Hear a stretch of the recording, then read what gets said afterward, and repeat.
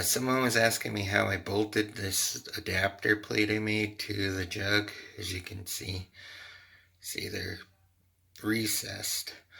And then it's actually this whole square area. The gasket rides right along the edge all the way around, about a 1/4 inch. And then these are the two bolts that hold the Dio Reed plate against it. So there's a gasket on both sides.